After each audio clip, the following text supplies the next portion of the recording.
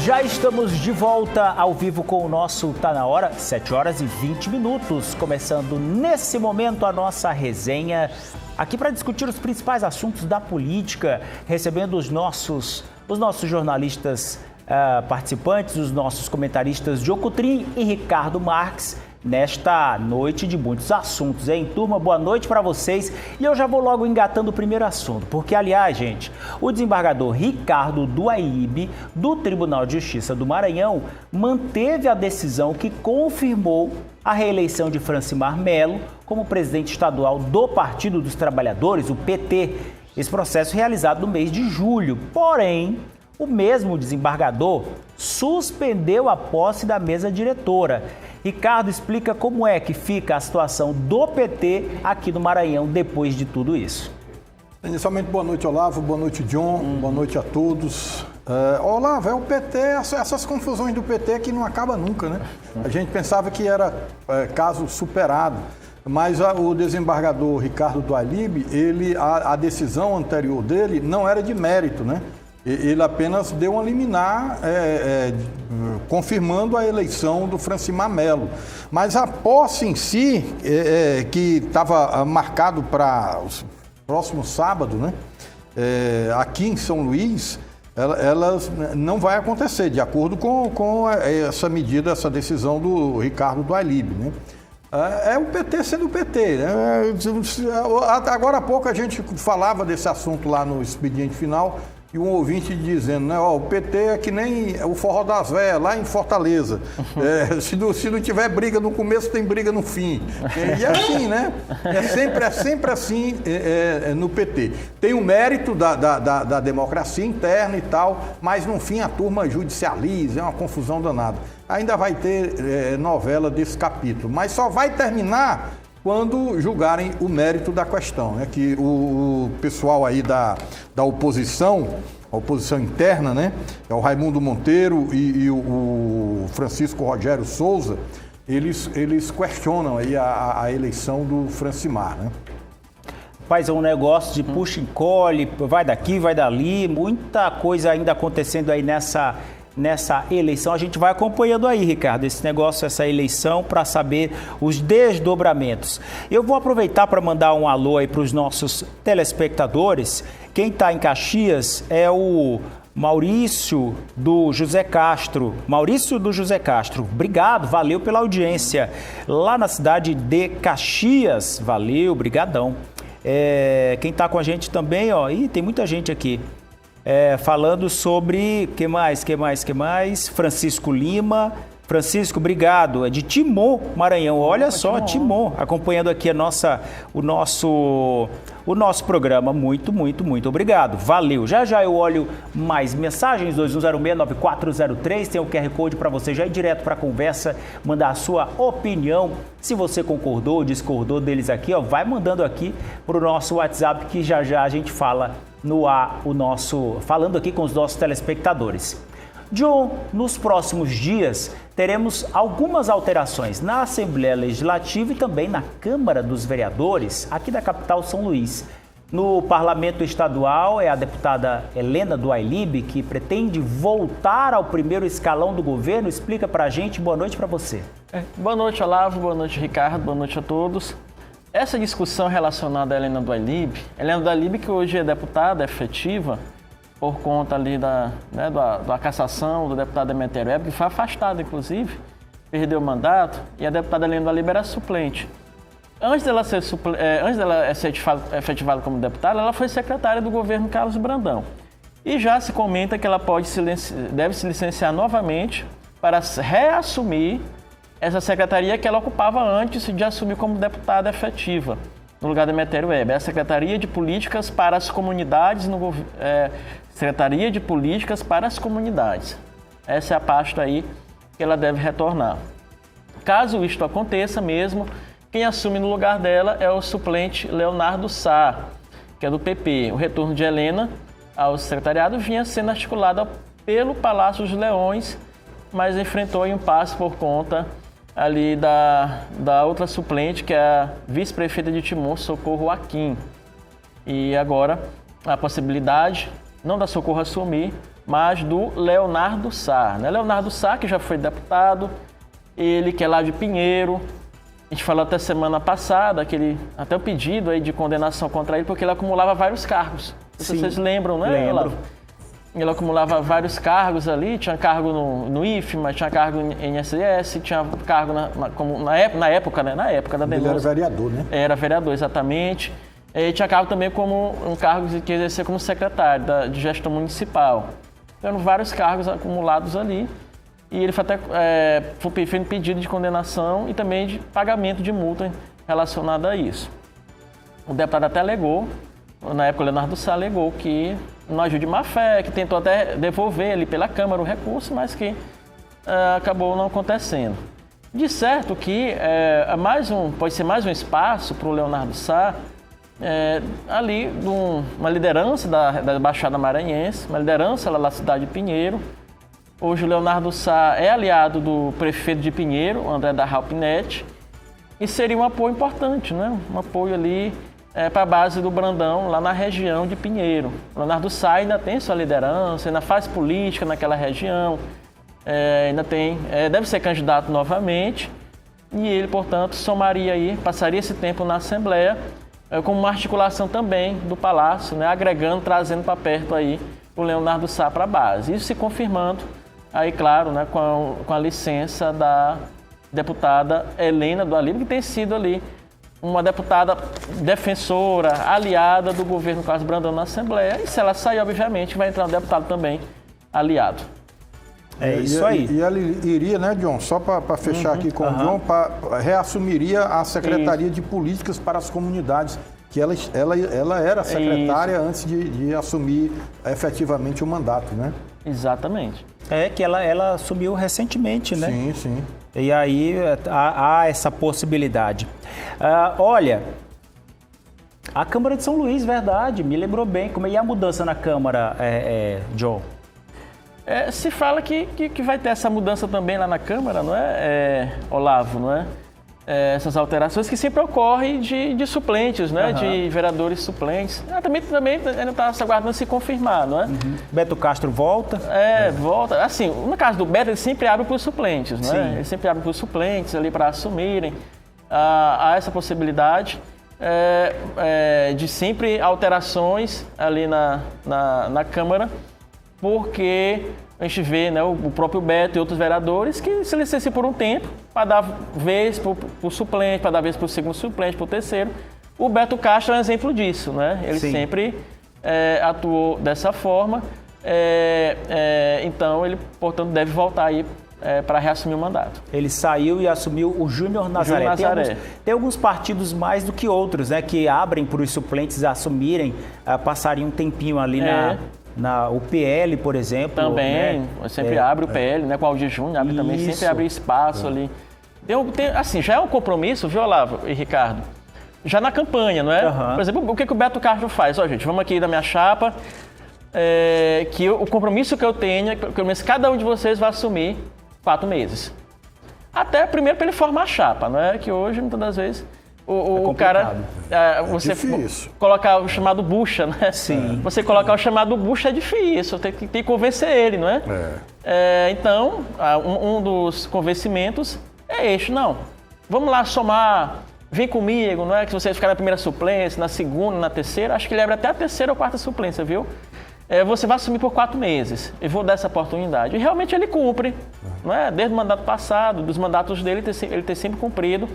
E aí, que recentemente está aqui assumindo era o próprio Júnior Nazaré, não é? Que assumiu no lugar dele. Se despediu e foi muito elogiado, né? Na saída dele, os vereadores lá elogiaram. Fez exerceu um bom mandato. Foi. O Júnior é uma liderança comunitária, na verdade, né? Eu conheço ele, faz um bom trabalho para a região ali da cidade operária, naquela região, ele tem um bom trabalho.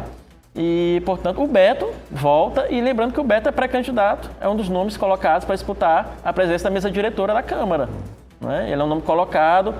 Essa eleição pode ocorrer em abril do próximo ano. Pelo presidente atual, né? Exatamente, apoiado pelo presidente atual, Paulo Vitor. E essa eleição pode ocorrer no ano que vem. Não é? Há essa possibilidade. Por fora, além do Beto Castro, que é apoiado pelo atual presidente Paulo Vitor, corre por fora também o vereador Marquinhos, que tem algo em torno de 11 já, né? 11, 12 votos. O próprio Rueda, né, Ricardo? Vocês lembram, não é? Sim. O Rueda que veio... que elege ele. O Rueda disse que veio para Maranhão para eleger todo mundo, não é? Eu lembrei da história dele. Vocês lembram daquela... O Rueda, gente, para quem não sabe, o Antônio Rueda é o presidente nacional do União Brasil, que federou com o PP. Ele esteve aqui no Maranhão recentemente, não é? E disse aí que já botou 2 senadores na chapa do Brandão, que foi o Pedro Lucas e o Fufuca. E falou também da Câmara de São Luís, que elegeu Marquinhos. Então Marquinhos também corre por fora, Ricardo e Olavo. Conta ali com o apoio de vereadores de oposição, né? De oposição à atual gestão. Segundo informações, 11 votos ele tem hoje. O Beto contabiliza mais de 11 votos, hoje tem mais da metade.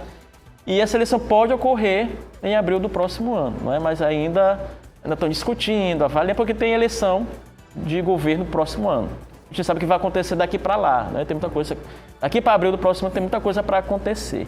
Então ainda está... Muita água para passar por baixo dessa ponte. Muita água para passar por baixo da ponte. E aí, nessa questão aí do titular do mandato se afastar por suplente, que a meu ver é bacana isso, você prestigiar o colega que disputou com você a eleição, porque você não se elege sozinho, precisa do voto de todo mundo, mas agora mudou a regra, né? Agora, para se afastar do mandato, vai ter que ter uma causa muito plausível ali, um atestado médico garantindo a real necessidade do parlamentar se afastar, né? Agora o jogo fica um pouco mais difícil para o titular abrir para o suplente assumir. E tem um prazo mínimo, né, parece? 120 dias.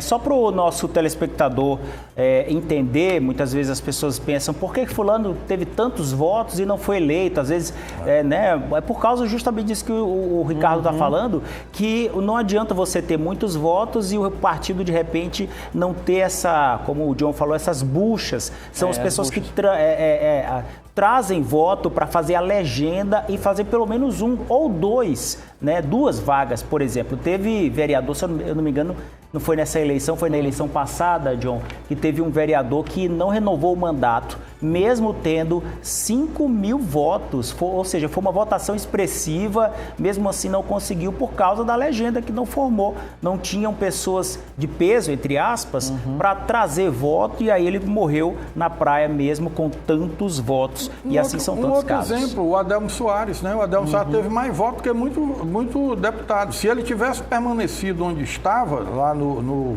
PCdoB, salvo engano meu, teria sido reeleito, né? Mas aí ele mudou de partido, até uma orientação do então governador, na época, o Flávio Dino, e restou que ele não se elegeu. E teve gente no PCdoB que foi eleito com menos votos que o Adelmo. Pronto. Exatamente. Antes de continuar, dá um alô aqui tá assistindo o nosso programa, pro Carlos André R. Souza, está assistindo lá em Imperatriz. Valeu, Carlos, obrigado pela sua audiência e de todo mundo aí na cidade de Imperatriz que está acompanhando ao nosso Tá Na Hora. Ricardo, deixa eu falar contigo porque o vice-governador Felipe Camarão tem aproveitado essa aproximação com o presidente Lula, usando até como moeda de troca na escolha para a sua candidatura ao governo. Ele não desiste. Pois não desiste. Tem uma fala dele aí, não tem? Tem. Vamos ver aí. Vamos ver o que o Camarão fala. Fala dele. Mas eu faço um desafio. Que um deles me mostre uma foto com o presidente Lula. Uma foto. Não tem. Nunca nem falaram com o presidente Lula. Nenhum dos outros pré-candidatos. Só tem um pré-candidato que é do PT e do presidente Lula, que é o Felipe Camarão. O Felipe, ele se agarra, né, nessa imagem do Lula, é natural. O Lula é a maior liderança política hoje aqui no Maranhão. O Maranhão é um estado que é um dos principais, se não o principal reduto do lulismo. E o Camarão se agarra aí, inclusive nos eventos que faz no interior do estado, atrás fica lá o Camarão sorrindo e o Lula do outro lado e tal. Agora, vai botar quem aí, Camarão? Qual é o pré-candidato? O Eduardo Braz? O Laésio Bonfim? Não são do campo do Lula, né? O Orleans Brandão é do campo do Lula, mas o Orleans entrou na política outro dia, não tem nem, acho que nunca nem se avistou com o Lula, né? E Lula por Lula, hoje eu vi acabei de ver aqui na rede social do prefeito de Matões, o Nonatinho, né? todo sorridente lá com o Lula em Brasília, ele com o senador Everton de um lado, o Lula do outro e o Nonatinho lá no meio. Quer dizer, mas é do jogo, o Camarão está no papel dele. Não está no momento bom, eu venho falando isso aqui, e não é pessoal, gosto dele, respeito demais, mas não está no momento bom. A pré-candidatura definhou desde que ele perdeu a expectativa de poder. Que expectativa de poder era essa? Sentar na cadeira e disputar a reeleição como governador do estado. A partir do momento que ele perdeu essa expectativa de poder, a candidatura embicou. E aí tá são diálogos, né, pelo Maranhão aí percorrendo, me lembrou, sabe quem, John? A campanha da Rosiana Sarney ao governo do Maranhão. Era uma reeleição no ano de 2010, quando ela se agarrou bastante à figura do Lula, né, e a da Dilma. Sim. E aí ela, para todos os lugares, assim, era bem próxima, assim, era bem Lula, Dilma e tal. Tá parecendo mais ou menos aí a situação dele, porque ele vai na frente aí com essa marca, esse trunfo que seria para ele, no caso, a imagem do presidente Lula. O Francimar, acabei de falar do Francimar, né, que é o presidente estadual do partido, já disse várias vezes que é o Lula que vai decidir aqui no Maranhão, o apoio do PT, né? O Luiz Washington Macaxeira, também deu uma entrevista lá para o Imparcial, não sei se foi para o Felipe ou para o Célio Sérgio, também falou a mesma coisa. Quem vai decidir aqui o PT do Maranhão, como vai ficar o PT do Maranhão, é o Lula, não é? Então talvez por isso aí o Camarão está tentando colar bastante no Lula. O Camarão lá em cima, na direção nacional, ele tem uma boa articulação com a Gleisi, né, com o próprio presidente do Partido Nacional, com o Edinho Silva. Também tem uma boa relação com o próprio Lula, né, que veio aqui no Maranhão, lá na litorânea, fez elogios ali efusivos ao próprio Camarão. Então, assim, de relacionamento, ele tem um relacionamento muito bom, de fato, né, ele consegue aí transitar muito bem na direção nacional do partido. Mas o Lula vai avaliar, vai sentar com o Brandão, vai sentar com os dinistas, vai sentar com todo mundo para tentar um acordo. Gente, vamos tentar aqui unir todo mundo, é melhor, palanque unificado. Eu não quero essa divisão no Maranhão, não é? Não é bom para ninguém, nem para mim, não é? Apesar do Lula ter, como o Ricardo disse, ter ampla maioria no Maranhão hoje. E nas eleições passadas também isso foi demonstrado. Mas é melhor unir do que rachado, o PT, rachado o palanque do Lula. Portanto, o Lula não só vai se decidir a questão do PT, como ele vai tentar também decidir essa questão, se ainda tem jeito, né? Se ainda tem jeito essa união de dinistas e brandonistas aqui, cada vez fica mais distante, né? Está observado cada vez mais distante, acho pouco provável, mas só quem poderia resolver, eu acho que ainda só quem poderia resolver era o próprio Lula, né? Fazendo que todo mundo ali sentasse e cedesse um pouco, né? O negócio é que a chapa de governador, o negócio é a chapa de senador, de vice, né? Vamos ver como é que acomoda todo mundo e vamos para a disputa, não é? Mas isso não é agora, isso vai ser mais lá na frente, não é?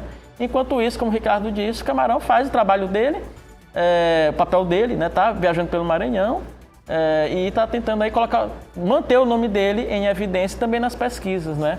Para quando chega mais lá na frente também ele chegar e dizer, olha, estou aqui, estou pontuando nas pesquisas, tem 2 dígitos ainda, e se ele enfraquecer demais, se ele sair de cena demais, aí também nem como sentar na mesa e negociar, né? Fica mais difícil.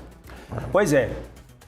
Você ia falar, Ricardo? Não, é isso mesmo que o John falou. Só porque você falou 2010 o PT fechou com o Flávio Dino, né? E o Lula foi de Rosiano. Verdade. Houve intervenção no PT. Um dos assuntos mais comentados de hoje, rapaz, esse julgamento, hein, vou te dizer. O ministro Luiz Fux é o terceiro a votar no julgamento do núcleo central da trama golpista. A gente tem imagens ao vivo, se tiver, olha aí, ao vivo da TV Justiça, continua votando, rapaz. Nossa, desde manhã.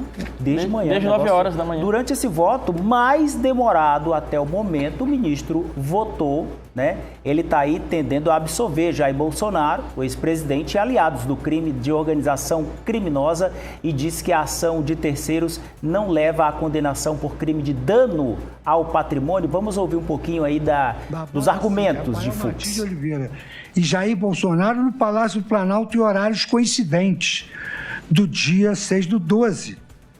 Considerando que o Palácio do Planalto é o local de trabalho de todos os sujeitos mencionados, é absolutamente natural esperado que todos se encontravam na mesma repartição em uma terça-feira. Eu mesmo posso, no meu computador, elaborar um documento que será do conhecimento dos meus colegas. Um outro elemento de prova indicado pelo Ministério Público diz respeito a um áudio enviado 2 dias depois, em 8/12/2022, às 22h56, por Mário Fernandes ao Correio Mauro Cid, dizendo o seguinte: durante a conversa que eu tive com o presidente, eu disse, presidente, mas o quanto antes, a gente já perdeu tantas oportunidades.